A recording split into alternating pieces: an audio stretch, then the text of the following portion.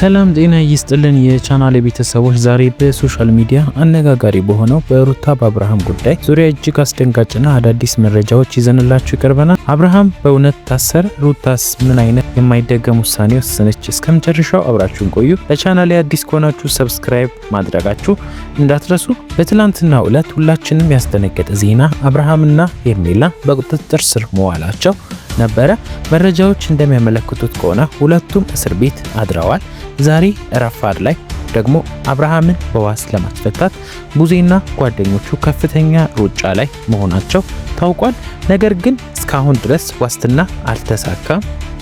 በሌላ በኩል ደግሞ ሩታ ዝምታውን ሰብራለች። አብርሃም ገና 6 ወር ያልሞላውን ሕፃን ልጅ ከእናቱ ነጥሎ መውሰዱ፣ ስልኩን አጥፍቶ መሰወሩ እናም አድራሻውን በመቀየሩ ሩታ በይፋ ክስ መስርታለች። ብዙዎች አባት ልጁን የመውሰድ መብት አለው ቢሉም አብርሃም የሄደበት መንገድ ህገወጥ እና ወንጀል ሊያስከስሰው የሚችል መሆኑን እየተነገረ ነው። እኛም ብዙ መረጃዎችን ትላንት በተናገርነው ነገሮች እንደዚህ እንደሚፈጠርና ነገሮችን አብርሃም አስቦ ቢያደርጋቸው ብለን ምክር ስንሰጥ የነበረው ለዚህ ነበረ።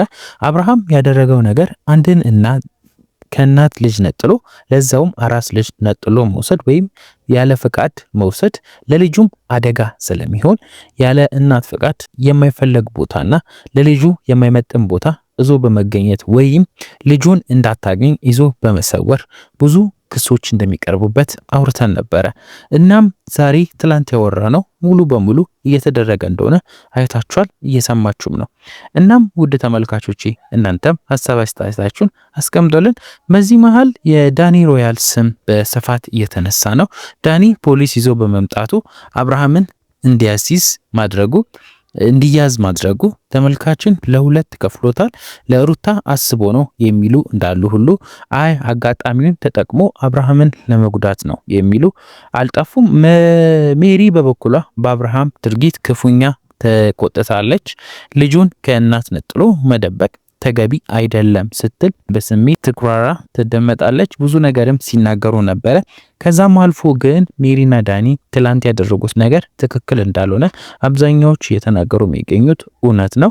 እዚህ ጋር ፖሊስ ይዘው ከመጡ በኋላ የተናገሩት ንግግርና አብርሃምን ላይ የሚመልሱት መልስ በአጠቃላይ ትክክል እንዳልሆነና እንደማይመለከታቸው ይታወቃል።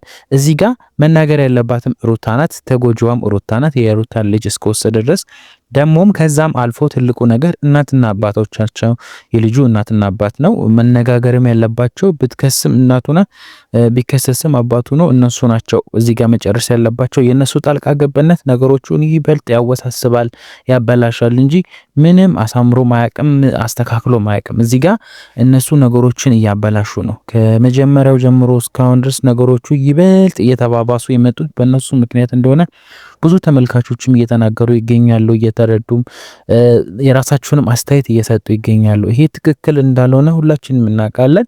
እና አሁን አብርሃም ያለበት ሁኔታ በጣም አስጊ እንደሆነ ብዙዎች እየተናገሩ ነው የሚገኙት። ያው ከእስር ቤት ላይወጣ ይችላልም። ክሱንም ሩታ እንድታነሳ ብዙዎች ተቿት ይገኛሉ።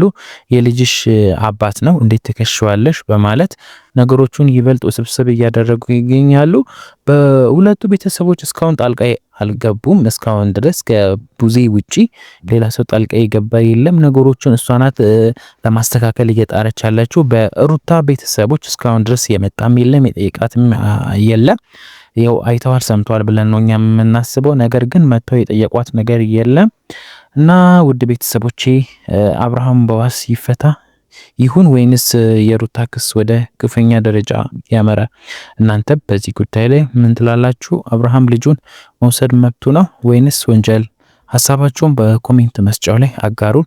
ቪዲዮውን ላይክ ማድረጋችሁ እንዳትረሱ። ሰብስክራይብ ያላደረጋችሁ ደግሞ ሰብስክራይብ አድርጋችሁ ቤተሰብ ሁኑ እያለን እንጠይቃችኋለን። ለቻናል አዲስ ሆናችሁ ሰብስክራይብ ማድረጋችሁ እንዳትረሱ። በሌላ ቪዲዮ በአዳዲስ መረጃ እስከምንገናኝ ድረስ ደህና ሁኑልኝ የሀገሬ ልጆች።